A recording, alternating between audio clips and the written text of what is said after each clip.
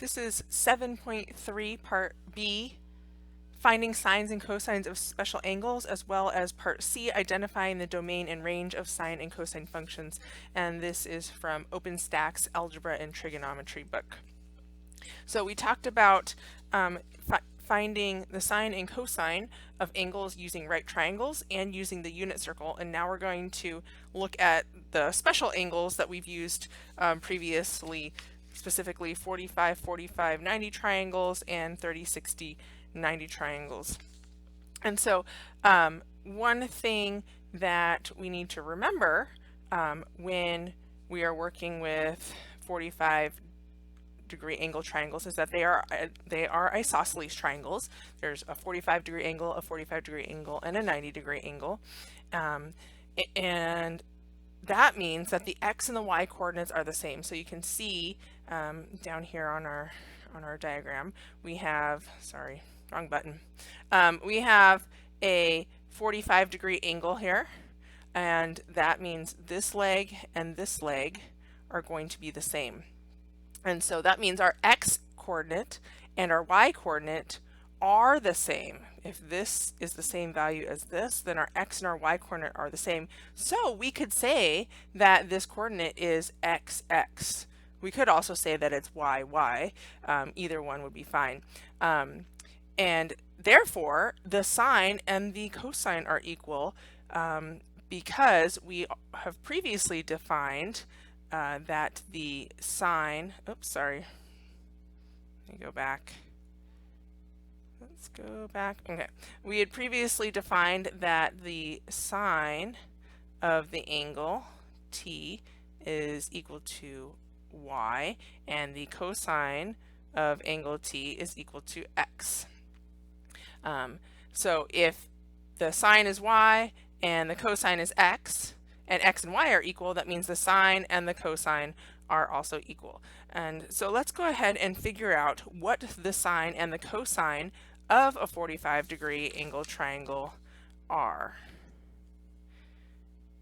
Okay, so let's look at this, and what we're going to do is we're going to use the known ratios. Okay, we talked about this before, and we said, I'm going to very crudely sketch this. If this is a 45-degree triangle, we know that the ratios of the sides are 1, 1, square root of 2.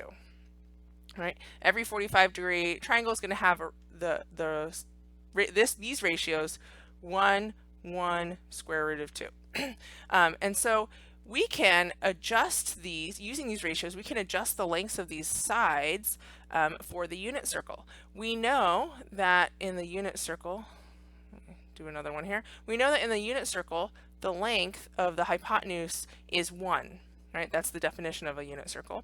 And so in order to get everything into this ratio, to go from here to here, we divided by the square root of 2, right? The square root of 2 divided by the square root of 2 is equal to 1. That's how we go from the square root of 2 to 1. So in order to keep everything in the right ratio and the right proportions, we have to divide the other legs by the square root of 2. So we get 1 divided by the square root of 2, and this one is 1 divided by the square root of 2. Those are the same because, as we said, the legs of a 45, 45, 90 triangle are the same. And so now we have not just the proportions of this triangle, but we have the actual lengths of the sides of this triangle. Now, this is correct, 1 over the square root of 2, but we want to rationalize that denominator. So let's multiply this by the square root of 2 over the square root of 2. Right? We're allowed to do that because essentially we're multiplying by 1 when we do that. And this is equal to the square root of 2 over 2. And so this is the proper way to write the length of that side. And that means this one as well is the square root of 2 over 2. So on a 45, 45, 90 triangle in the unit circle, the hypotenuse is 1. The x is square root of 2 over 2, and the y is square root of 2 over 2. Therefore, we know that the sine of 45 degrees is equal to, remember, sine is the y, square root of 2 over 2, and the cosine of 45 degrees is also equal to square root of 2 over 2. Okay? And we had already said previously that they should be the same, and here we find that they are the same. And so that's how we get the sine of 45 degrees and the cosine of 45 degrees. And then, of course, that would be the same for, if you're working in radians, for pi over 4. So from this information, then, we can come up with the x and y coordinates of this point here. And that would be the x is square root of 2 over 2. And the y is also square root of 2 over 2. So this point right here is at square root of 2 over 2, square root of 2 over 2.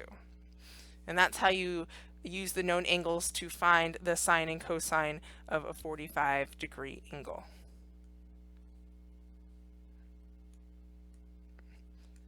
Let's look at a 30-degree angle. In radians, that would be pi over 6. Once again, we are going to use the known ratios.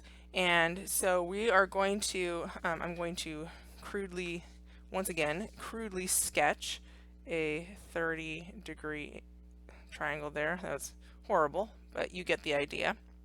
And so we know that the ratios of a 30, 60, 90 triangle across from the smallest angle, the 30-degree angle, we have 1. And the hypotenuse is 2, and the long leg is square root of 3. 1, 2, square root of 3. So knowing those ratios and knowing that the hypotenuse of a unit circle is 1, we can then convert these. To go from 2 to 1, we had to divide by 2, right? 2 divided by 2 is equal to 1. So we need to divide all the other sides by 2. So 1/2 is that side, and square root of 3 divided by 2 is the x. And we don't have any radicals in the denominator, so we don't need to worry about rationalizing any denominators. And so what this tells us is that, we can put our therefore, the sine of 30 degrees is equal to, right, sine is the y, is equal to 1/2. And the cosine of 30 degrees is equal to square root of 3 over 2. And then this also gives us our x and y coordinates of this point. Square root of 3 over 2 and 1/2. So we can label that here. Square root of 3 over 2, that's a 2, sorry guys, and 1/2. There we go. And so that's the 30-degree angle. Let's go ahead and look at a 60-degree angle, which is related to a 30-degree angle, right? Because the triangle is a 30, 60, 90. And so it's going to be similar, but slightly different. So I'm going to crudely sketch, once again, a 60-degree there. And we know that the ratios are the same as the 30, but they're going to be in different places. So here we have 1, 2, square root of 3, and then I'm gonna, wow, that was horrible. Those don't look anything alike. That doesn't even look like a right triangle, but we know what it is. So we know that the radius, the hypotenuse, is going to be 1. And once again, to go from our proportion of 2 to 1, we divided by 2. 2 divided by 2 equals 1. So we need to divide the other sides by 2 as well to keep them in the same proportion. Square root of 3 over 2 and 1 divided by 2. What do you notice about that as compared to our 30-degree? They're flipped, right? On our 30-degree angle here, let me quickly sketch it, we had 1/2 here, and we had square root of 3 over 2 here. And so it makes sense because they are the same triangle, we're just using a different angle as the reference point. And so from here we can say that the sine of a 60-degree angle, or pi over 3 if you're working in radians, is equal to square root of 3 over 2, and the cosine of a 60-degree angle is 1/2. That means that our xy coordinates are 1/2 square root of 3 over 2, which would be opposite of what it was for the 30 degree. So this point here is located at 1/2 square root of 3 over 2. And so that's how you find the sine and the cosine of special angles: 45 degrees, 30 degrees, and 60 degrees. And then there are other special angles that we already talked about, right, on the quadrangles: 0 degrees or 90 degrees. So let's take a look at those. So here we have a chart, and go ahead and copy this chart down. So we have the angles posted at the top. We have 0 degrees, then we have 30 degrees, 45 degrees, 60 degrees, and 90 degrees. And these are in order, they're in ascending order from lowest angle to highest angle. And then we have the cosines of each of those and the sines of each of those. And so what I want you to notice is that the 0 degrees and 90 degrees, they are opposite. Cosine of 0 degrees is 1, sine of 90 degrees is 1, sine of 0 degrees is 0, cosine of 90 degrees is 0. And then when you look at 30 degrees and 60 degrees, I already pointed out that those are opposite. We have square root of 3 over 2 as the cosine of 30 degrees. But for 60 degrees, square root of 3 over 2 is the sine, and then also 1/2 flip-flopped. And then 45 degrees, because it is an isosceles triangle, they are the same. So these would be very beneficial for you to memorize. And then here they are in their quadrant. It's just one quadrant of the unit circle, but you can see the relationships there as the x's get bigger, the y's get smaller, and vice versa.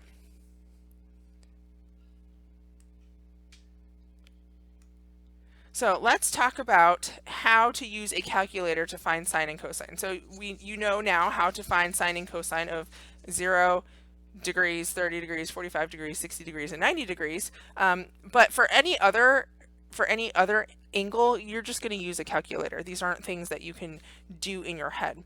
And so let's go ahead and look at how to do that. Now, what I'm using here is a TI-84 plus C. If you have a TI-83, it's going to be similar. It will look a little bit different, but hopefully you'll be able to figure out how to do this. And so the way this works is, first of all, you want to make sure you're in radians or degrees. My calculator here is already in radians, but let me show you how to get there in case you forgot.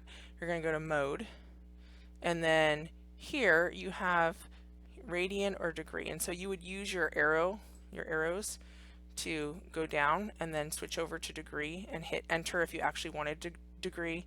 I'm going to leave mine in radians because that's what we're going to use now. And then to get out of this, you're gonna hit quit. Quit is right above mode, so hit second and then mode, and that will get you out. And then I can see that I am in radian mode here. So let's go ahead and look at an example.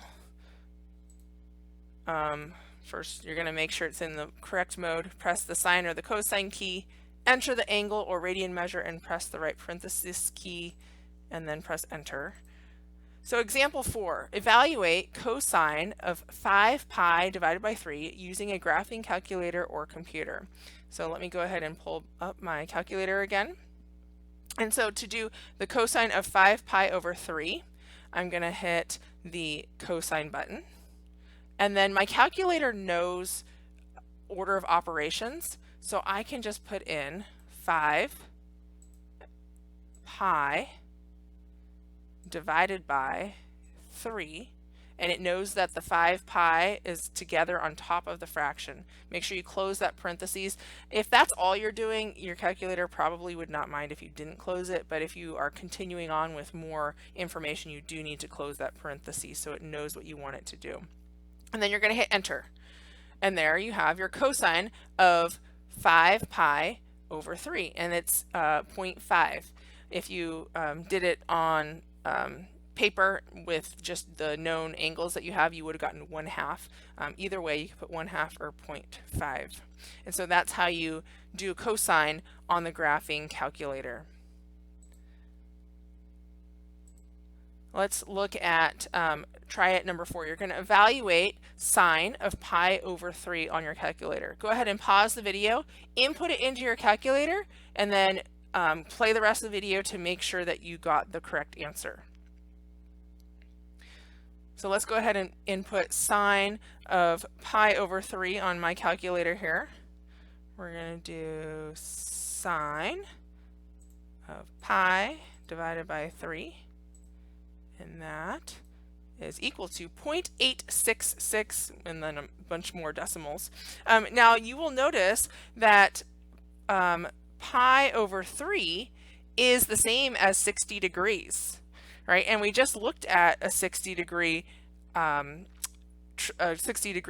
and we found that the sine was actually the square root of 3 over 2. So let's go ahead and plug that into our calculator and just make sure that we got the correct answer. So we said that the sine of a 60 degree angle is square root of 3 over 2. So I'm going to put in square root of 3 parentheses and get out of, not parentheses, but get out of my square root, divided by 2. And we got the same value here, so we know we did it correctly. So if you did not get the same answer that I did when you did your try it, go back and watch the video, see what you did wrong. If you still don't understand it, please do not hesitate to ask questions. Lastly, part C, identifying the domain and range of sine and cosine functions. And so we know we're dealing with the unit circle, and that means that the radius is 1. And so this circle makes it really easy to identify the domain and the range, right? Remember, the domain is all possible values of x. And so if we look at our circle here, we can see that that our x can be, the lowest value that it can be is -1, and then it gradually increases, our x increases, and the highest it gets is +1. Same thing if we'd gone this way. Our x is increasing, it hits 0, and then it hits 1. So our domain is from -1 inclusive to +1 inclusive. And then the range is all possible values of y, and our lowest value of y is -1 inclusive. And then as we go around the circle, our y is increasing until it hits 0, and then it keeps increasing until it hits 1. Same thing if we go the other way. Y increases from -1 all the way up to +1.